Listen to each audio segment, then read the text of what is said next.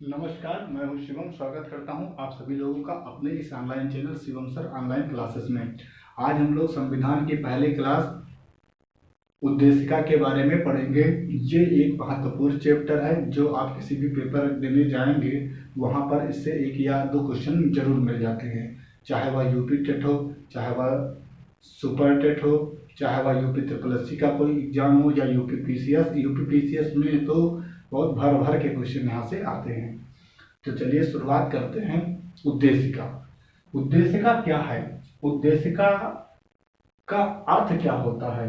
तो सबसे पहले आप लोग ये बात जान लेंगे कि जो उद्देशिका होती है, उद्देशिका का शाब्दिक अर्थ होता है भूमिका या प्रारंभिक परिचय। क्या होता है? भूमिका होता है या प्रारंभिक परिचय होता है। ठीक है। अब हमारे संविधान की जो उद्देशिका है, किसी ने कहा था कि अगर उद्देशिका को पढ़ लिया जाए तो हमारा संविधान कहना क्या चाह रहा है, ये पूरी बात हमें उद्देशिका से पता चल जाती है। इस तरह उद्देशिका को डिजाइन किया गया है। उद्देशिका के बारे में एक बात जान लीजिए कि हमारी उद्देशिका आई कहाँ से।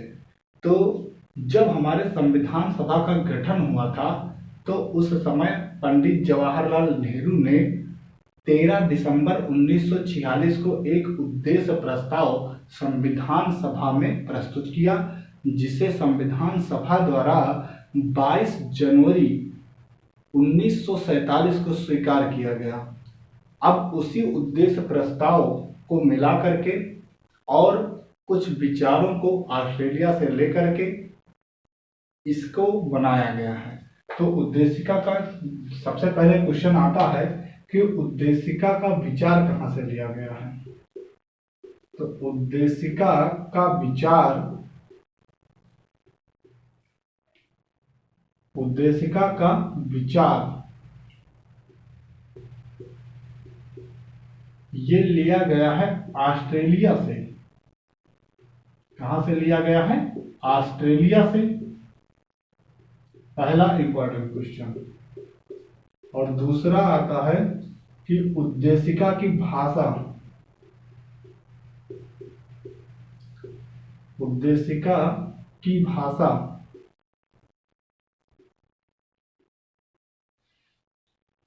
एक मिनट, ये उल्टा हो गया। उद्देशिका का जो विचार है ये लिया गया है अमेरिका से। ये कहां से लिया गया है? अमेरिका से।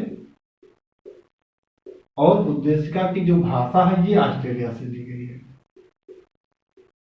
थोड़ा सा कंफ्यूजन हो गया, कोई बात नहीं। देखिए, उद्देशिका का जो विचार है वो अमेरिका से लिया गया है और उद्देशिका की जो भाषा है वह ऑस्ट्रेलिया से ली गई है। हमारा उद्देश्य प्रस्ताव, उद्देश्य प्रस्ताव लाया कौन? तो लाया गया किसके द्वारा? पंडित जवाहरलाल नेहरू के द्वारा।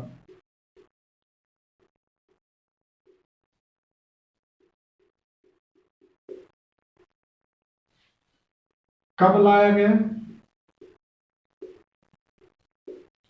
तो लाया गया ये 13 दिसंबर 13/12/1946 को। स्वीकार कब किया गया? उद्देश्य प्रस्ताव को स्वीकार कब किया गया?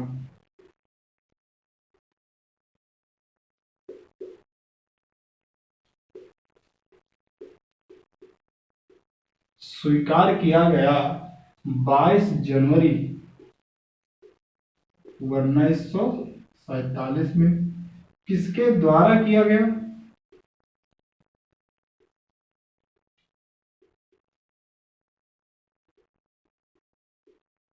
तो वो किया गया संविधान सभा के द्वारा।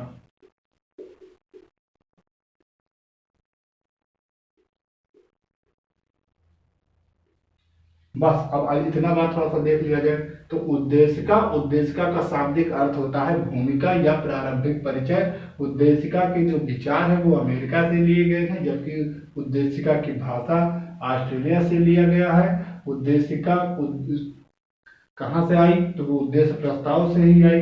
उद्देश्य प्रस्ताव फिर कौन लेकर के आया था? तो पंडित जवाहरलाल नेहरू लेकर के आए थे। कब लेकर के आए थे? तो 13 दिसंबर 1946 को लेकर के आए थे। इसको स्वीकार किया गया 22 जनवरी 1947 को संविधान सभा के द्वारा।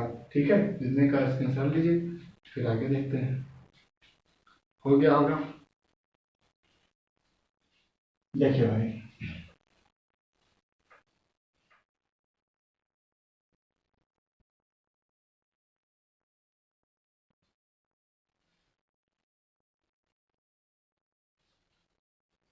उद्देशिका में संशोधन कब हुआ?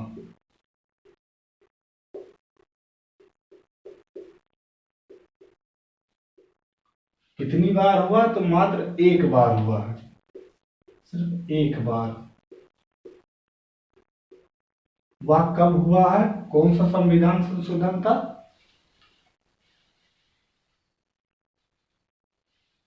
हुआ था 42वां संविधान संशोधन। कौन सा संविधान संशोधन था? 42वां संविधान संशोधन।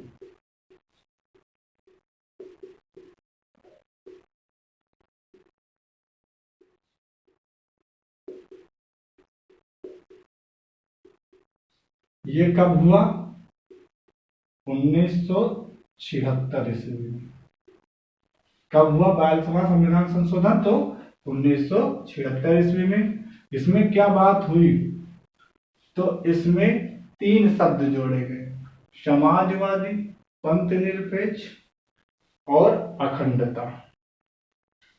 ठीक है, ये देखिए, हम भारत के लोग भारत को एक संपूर्ण प्रभुत्व संपन्न समाजवादी पंथ निरपेक्ष शब्द, कौन कौन से शब्द जोड़े गए? तो जोड़ा गया समाजवादी, और क्या जोड़ा गया? पंथ निरपेक्ष, और क्या जोड़ा गया? और अखंडता।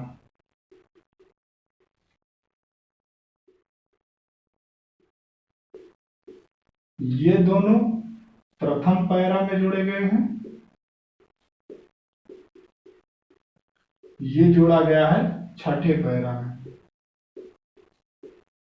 ये दोनों चीज इंपॉर्टेंट है। अब देखिए, उद्देशिका में संशोधन कितनी बार हुआ? सिर्फ एक बार हुआ। कौन सा संशोधन हुआ है? 42वां संविधान संशोधन हुआ है। कब हुआ है? 1976 ईस्वी में हुआ है। क्या जोड़ा गया? समाजवादी और पंथ निरपेक्ष शब्द जोड़ा गया और अखंडता शब्द जोड़ा गया। अब वर्तमान समय में जो हमारा क्या नाम है, उद्देशिका है, वो ये है, हम भारत के लोग भारत को एक संपूर्ण प्रभुत्व संपन्न समाजवादी पंथ निरपेक्ष लोकतंत्रात्मक गणराज्य बनाने के लिए तथा उसके समस्त नागरिकों को सामाजिक, आर्थिक और राजनीतिक न्याय, विचार, अभिव्यक्ति, विश्वास, धर्म और उपासना की स्वतंत्रता, प्रतिष्ठा और अवसर की समता प्राप्त करने के लिए तथा उन सब में व्यक्ति की गरिमा और राष्ट्र की एकता और अखंडता सुनिश्चित करने वाली बंधुता बढ़ाने के लिए दृढ़ संकल्प होकर अपनी इस संविधान सभा में आज दिनांक 26 नवंबर 1949, ये डेट याद रखना जरूरी है, ये पेपर में पूछा भी गया है कि कब इसको अधिनियमित और आत्मर्पित किया गया था। तो 26 नवंबर 1949 को मित्र मार्गशीर्ष सप्तमी संवत 2006 विक्रम को एतद द्वारा इस संविधान को अंगीकृत, अधिनियमित और आत्मार्पित करते हैं। क्या करते हैं? अंगीकृत करते हैं, अधिनियमित करते हैं और आत्मार्पित करते हैं। कब करते हैं? तो 26 नवंबर 1949 को। क्या ये बात क्लियर हो गई? अब इसके बारे में और सारी जानकारी को पढ़ेंगे।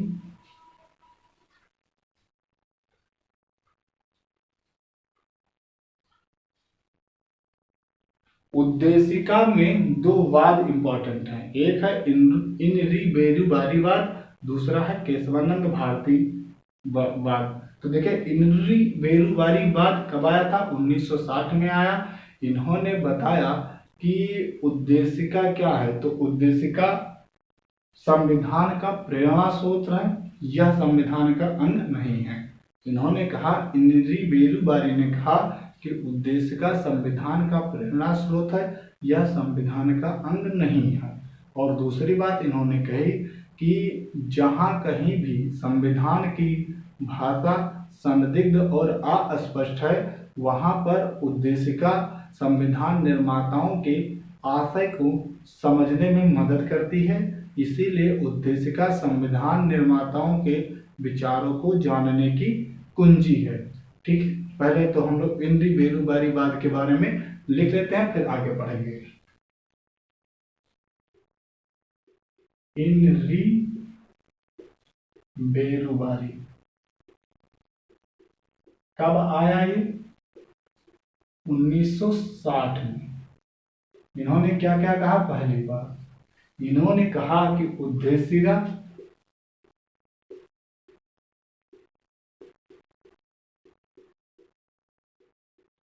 उद्देशिका संविधान का प्रेरणा स्रोत है। उद्देशिका संविधान का प्रेरणा स्रोत है।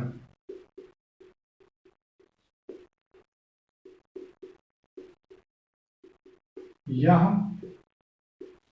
संविधान का अंग नहीं है।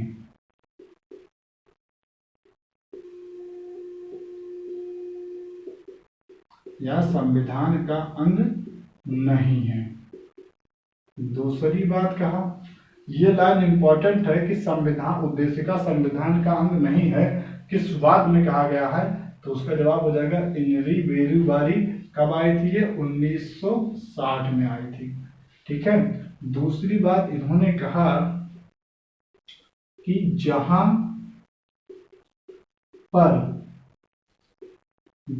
पर संविधान की भाषा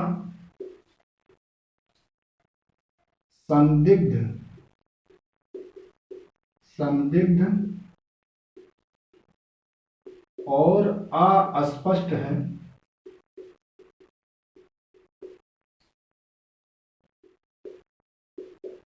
वहां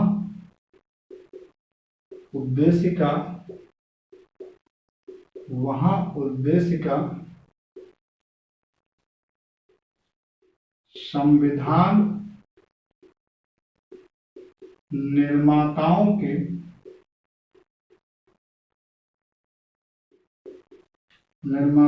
के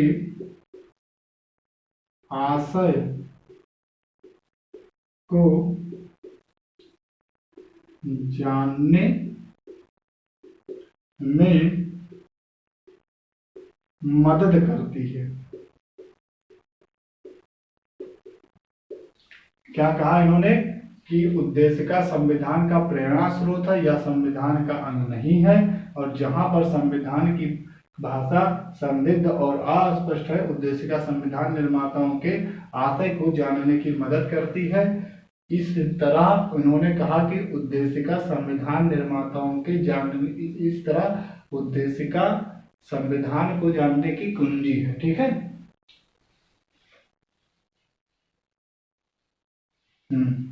संविधान निर्माता के विचारों को जानने की कुंजी है। अतः उद्देशिका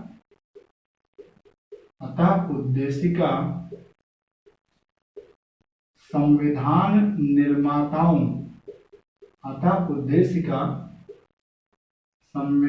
निर्माताओं के विचारों को जानने की कुंजी है। ठीक है। ये बात समझ में आ गई होगी। इतना नोट कर लीजिए, स्क्रीनशॉट ले लीजिए, फिर आगे बढ़ते हैं। देखिए, अच्छा, ये बात क्लियर हो गई कि इनरी बेरुबारी में कहा गया कि उद्देशिका संविधान निर्माताओं के विचारों को जानने की कुंजी है। ऐसे उद्देशिका को राजनीतिक जन्मपत्री है, ये कहा है के.एम. मुंशी ने, ये भी नोट कर लेंगे। देखिए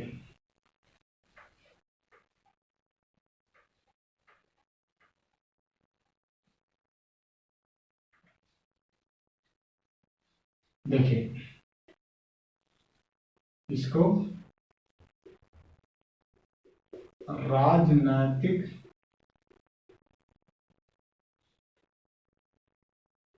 जन्मपत्री,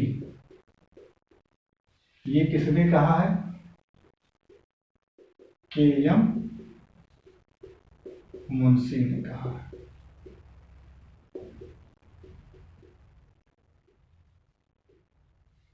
ठीक है,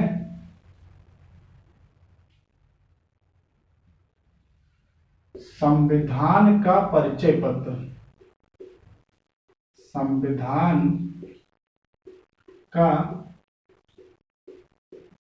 परिचय पत्र, ये बात कही है N.A. पालकी वाला ने।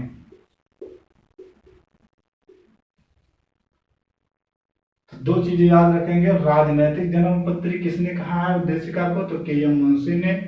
संविधान का परिचय पत्र किसने कहा है? तो N.A. पालकी वाला ने कहा है। और न्यायमूर्ति हिदायतुल्लाह ने गोलकनाथ बनाम पंजाब राज्य के बाद में उद्देशिका को संविधान की मूल आत्मा कहा है। ये भी बात याद रखेंगे।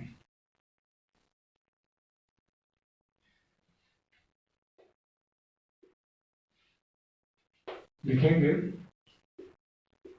न्यायमूर्ति हिदायतुल्लाह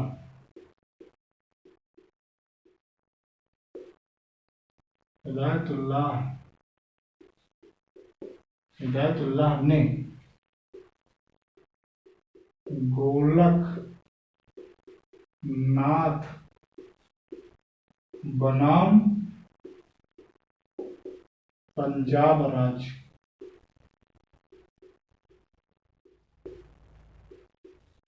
के मामले में उद्देशिका को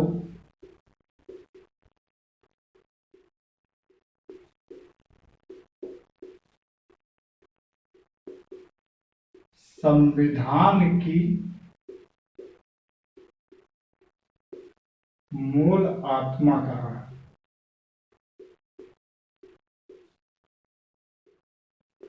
देखिए, डॉक्टर भीमराव अंबेडकर ने अनुच्छेद 32 को संविधान की आत्मा कहा है, लेकिन न्यायमूर्ति हिदायतुल्लाह ने गोलकनाथ बनाम पंजाब बाद में, ठीक है, उद्देशिका को ही संविधान की मूल आत्मा कहा है।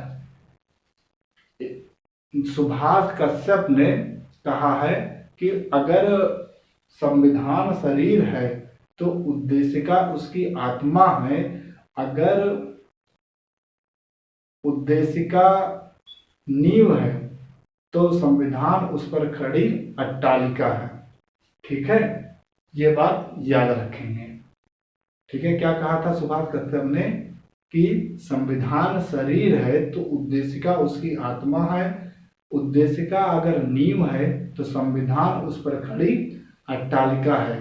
अब हम लोग पढ़ेंगे केशवानंद भारती बात।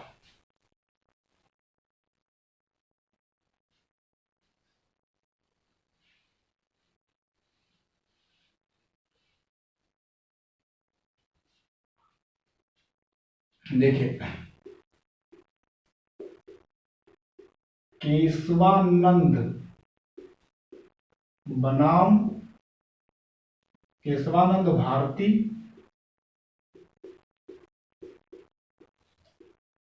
बनाम केरल राज्य,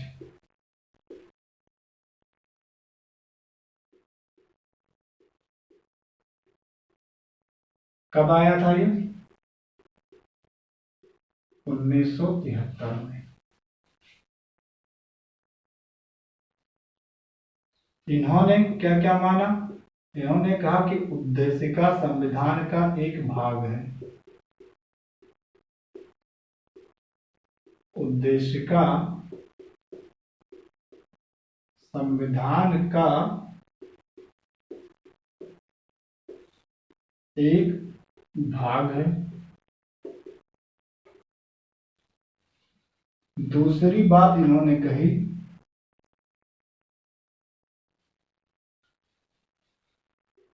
उद्देशिका में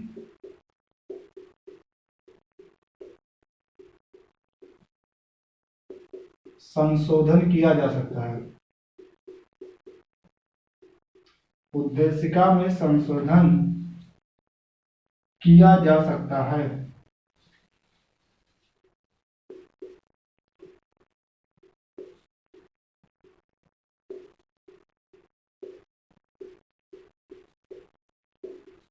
मूल ढांचे के अलावा।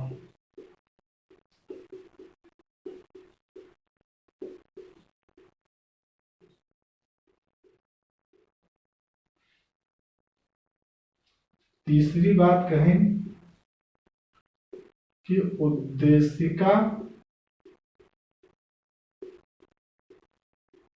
न्याय योग्य नहीं है। ठीक है, उद्देशिका न्याय योग्य नहीं है। तीन बात इनकी याद रखेंगे तो आपका कोई भी पेपर आराम से फंस जाएगा। पहली बात, उद्देशिका संविधान का एक भाग है। यह बात किसने कहा? तो केशवानंद भारती बनाम केरल राज्य के बाद में कहा गया। कब आया था ये? 1973 में। आप लोग जान लीजिए कि इसमें 13 जज बैठे थे, 13 जज की। ठीक है, उद्देशिका में संशोधन किया जा सकता है लेकिन इसका मूल ढांचा ना परिवर्तित हो। मतलब ऐसा नहीं कि इसका मूल ढांचा परिवर्तित कर दिया जाए। और उद्देशिका न्याय योग्य नहीं है, इतनी बात कही गई। ठीक है, अब देखिए, अब हम लोग उद्देशिका के कुछ शब्दों के बारे में बात करेंगे। आप सभी लोगों को पता है कि हमारी संविधान बनकर के कब तैयार हो गया था? 26 नवंबर 1949 को। जो डेट यहाँ पर पड़ी हुई ना, उसी दिन 26 नवंबर 1949 को हमारा संविधान बनकर के तैयार हो गया था। तो 26 नवंबर को कौन सा दिवस मनाते हैं? 26 नवंबर को विधि दिवस के रूप में मनाया जाता है। किसके रूप में? विधि दिवस के रूप में। अब देखिए, इसका जो संविधान का अगर मूल स्रोत आपसे कहा जाए या उद्देशिका का मूल स्रोत कहा जाए, उद्देशिका का अगर मूल स्रोत कहें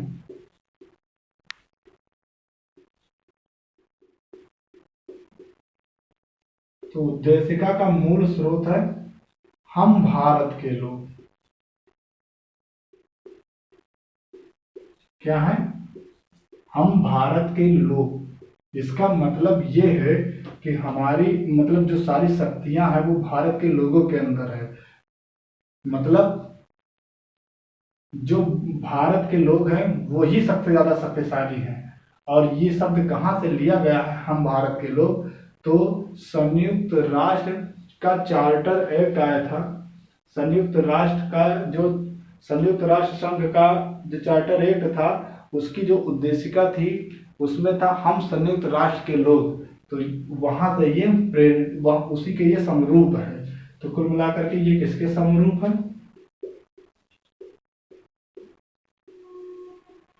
ये समरूप है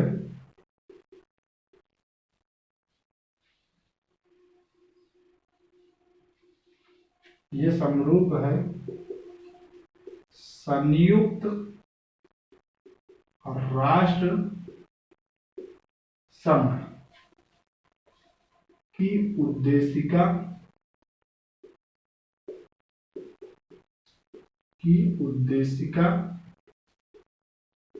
में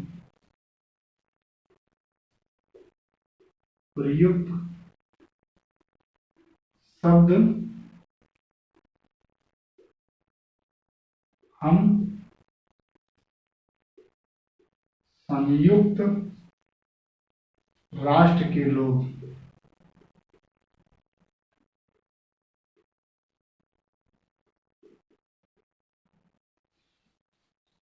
से, ठीक है।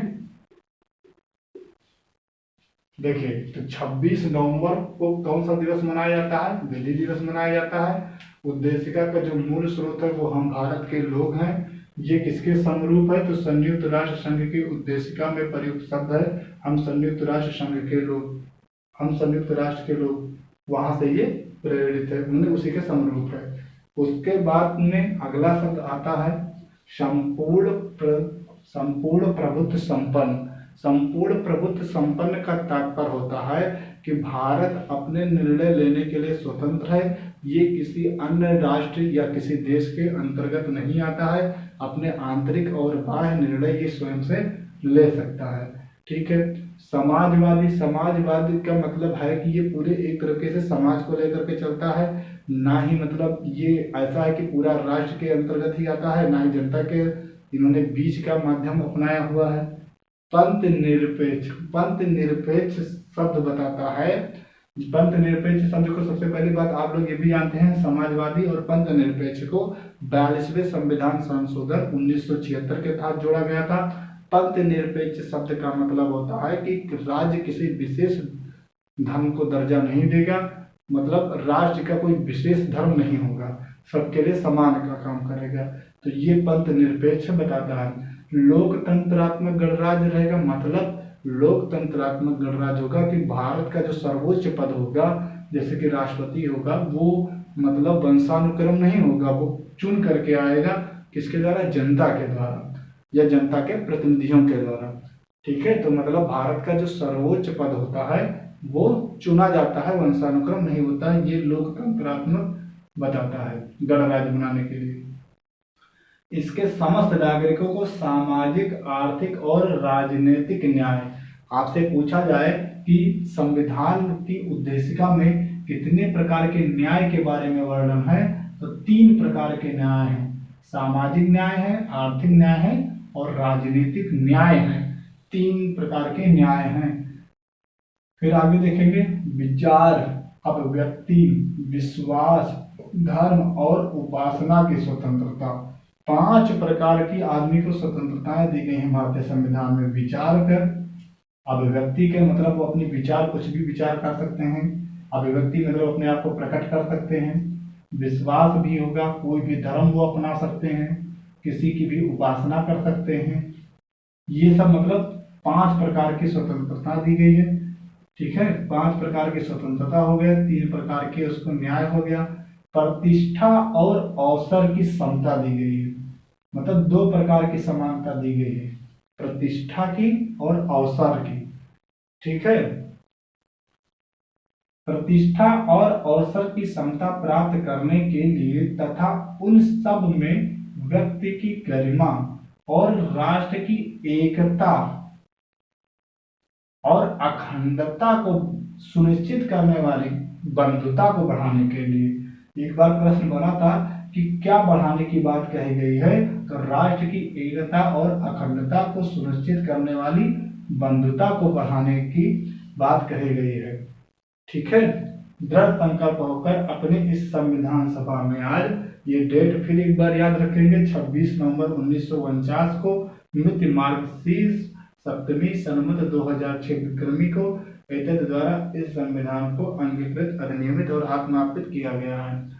आज इतना ही। इसका अगला पार्ट आएगा नागरिकों का जो मतलब है ना, नागरिकता है।